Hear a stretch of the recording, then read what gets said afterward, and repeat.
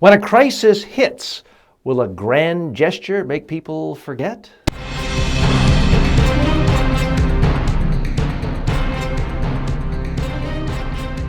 Speaking, the show about effective speaking in public, to the media, at work, and in life. Speaking with TJ Walker. The Chipotle fast food chain has been in the news a lot for making people sick, for having health problems, contamination with their food. And this has happened on numerous occasions. It's harmed them and their reputation and their corporate reputation as well. How have they handled it? Something they did recently was what I would call a grand gesture. They're shutting down all of the restaurants for one morning so that there can be an all-hands-on meeting to talk specifically about food safety and how to do things better. I give them positive marks for this. They do get some credit for doing this in a way that shows the whole world, hey, we're paying serious attention to this. So it was an important part. I do agree with a lot of the critics of Chipotle who say, here they are trying to, in some of their ads, some of their very famous cartoon ads, where they make fun of corporate farming, implicitly making fun of people like McDonald's and Burger King, and attacking GMOs, genetically modified food products, and essentially being holier than thou. But meanwhile, forget the GMOs, you've got a basic problem of contamination of E. coli, other contaminants in the food, and it's making people wrenchingly sick. So there are a lot of people who are kind of laughing at Chipotle for this. Because in fact, and folks, this isn't the place for a scientific debate, but there's not a lot of scientific evidence that GMOs actually harm people. There is a tremendous amount of scientific evidence that if you ingest E. coli bacteria, you're going to get sick. And in fact, it could kill infants. So Chipotle kind of set itself up for being holier than thou.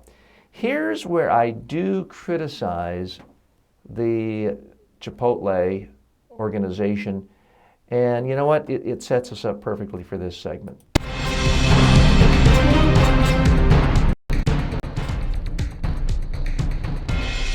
Body language.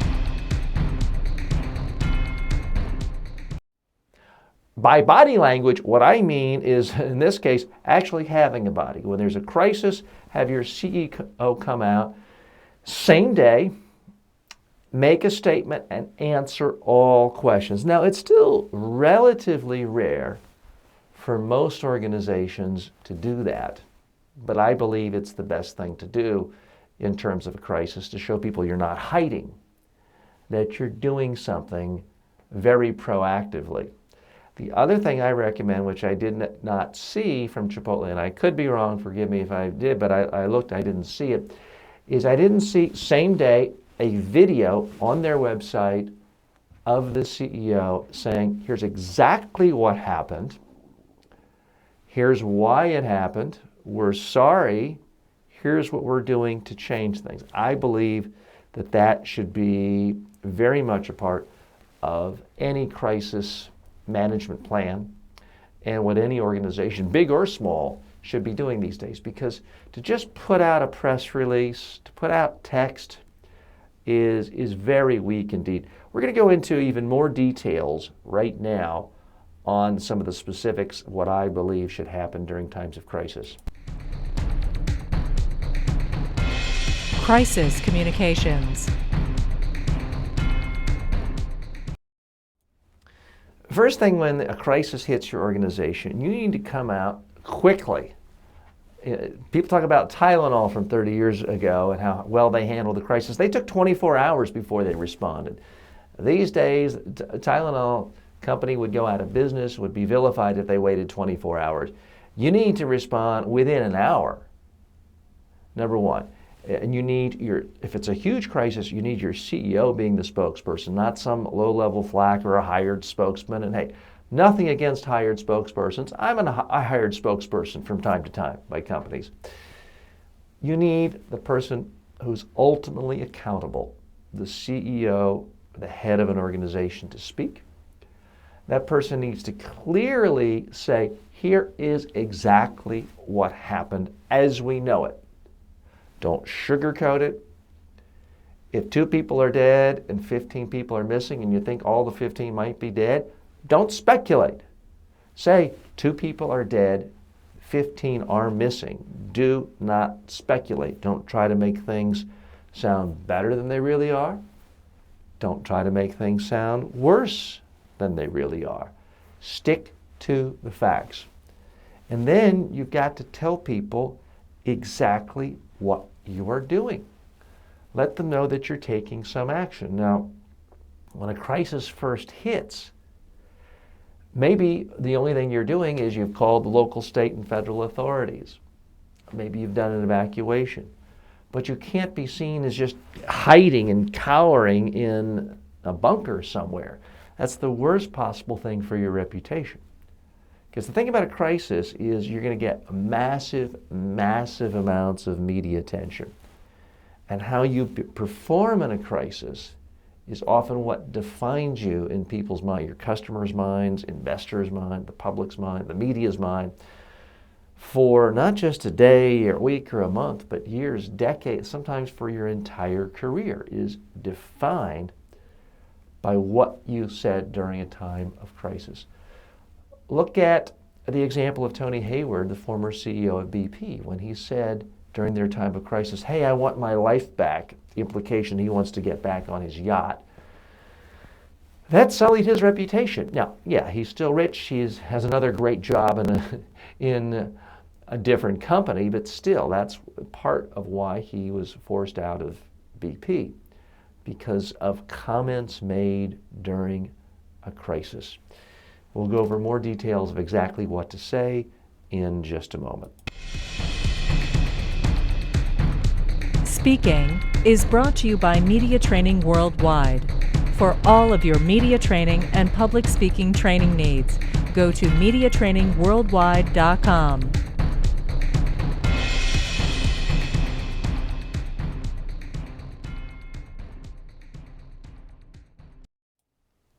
So the basic principles of crisis communication: you react quickly, you have your top leader come out, you try to have a statement within an hour, you talk about the facts as you know them, you talk about exactly what you are doing. If someone has been harmed or injured, you can express sympathy to them and their families without expressing any admission of guilt. And let people know what you are doing proactively to solve the problem. If there's still a fire going on, talk about all the things you're doing to put out that fire. If there's a leak or some other damage, talk about everything you're doing to try to help anyone who's been harmed. And you must come across as accessible. That's why it's a huge mistake to say, well, we'll only take 3 questions or we only have 5 minutes. You want to be there for the media and act like you're not hiding at all. Some of the best crisis communication strategies is to simply talk it all out. Let people know I'm answering every question. I'm not hiding anything. One of the best examples of this from the political world is from many, many years ago. The Senator John McCain was a part of the Keating 5 scandal involving undue influence of wealthy S&L owners and giving money and having access to politicians. And John McCain was very much involved with this, admitted wrongdoing, but he handled it differently from a lot of other politician scandals. He said he was sorry, he said he was wrong, he apologized, and he answered every single question. He would spend hours in a press conference with the reporters. He'd practically follow them out of the press conference room into the parking lot, continuing to talk to them to the point where they finally said, okay, enough already, I'm tired of talking about it. And he just made the issue uninteresting. So by the time he ran for president, it was no longer an issue. Reporters felt like they didn't have anything else to talk about. He just talked it all out. He was accessible. He admitted guilt. Now, I understand there are times if a crisis has just erupted, for liability reasons, you can't admit that you're wrong. But you can always tell people what the facts are as you know them. You can always tell people what you're doing to try to make the situation better. And you can always say, I don't know. People feel like, if I don't know the question, I can't, or the answer, I can't hold the press conference or I can't talk to the media. Well, that's not true. There's nothing wrong during a time of crisis to say, I don't know. We're spending all of our energies right now focusing on putting out the fire or whatever it is. Don't be afraid to say, I don't know. Simply by being there, listening, being responsive, answering at some level, you get credit. Now, you can't say, I don't know if you really do know and you're afraid it's going to make you look bad. You can't lie generally and get away with it and come across well. But don't be afraid to say you don't know. It's far better to say you don't know than to guess incorrectly and have made a huge mistake. For those of you interested in crisis communications, I do have an online course in detail. Go to the online course section at Media Training Worldwide, and you can watch the first couple of videos on that subject at no charge and go from there. For a free, no obligation online public speaking or media training course, go to MediaTrainingWorldwide.com and start learning today.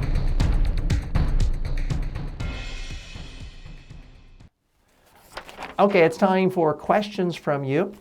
This comes in from Raghanesh Pandurangan. Excuse me, I hope I'm at least getting close to your name. And he writes in he's one of my online course students. He says this about technical presentations. How do you come up with stories for technical presentations? It's much easier for presentations on public speaking, money, motivation, etc. This is a question I hear quite frequently from clients. Well, TJ, I'm just giving a technical presentation. I'd love to give stories, but it's impossible. I'm going to respectfully disagree. A story doesn't have to be as dramatic as, someone being flat on their back and down to their last dime and about to starve to death and this transforming event No. A story is simply you having a conversation with one person, a colleague, a client, a customer, about a real problem and how it was solved, how you felt about it, and where you were at the time. That's all a story is.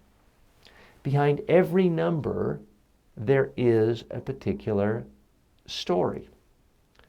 So, for example, if you're the CFO of Red Lobster and your numbers have gone up and down 1 or 2% every day and every quarter for the last 3 years, and boop, now they're up 33% sales in a week.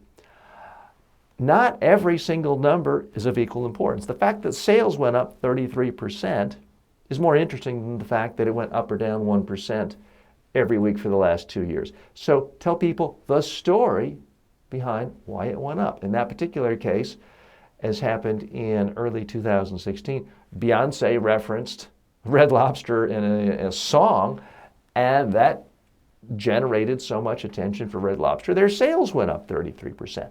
Talk about Beyonce, what she did at the Super Bowl, why people were captivated, what she said. Tell the story. Again, if you're telling me there's absolutely no story involved, what you're really telling me is you've never had a single conversation with anyone about the issue, the technical issue you're trying to convey in your presentation.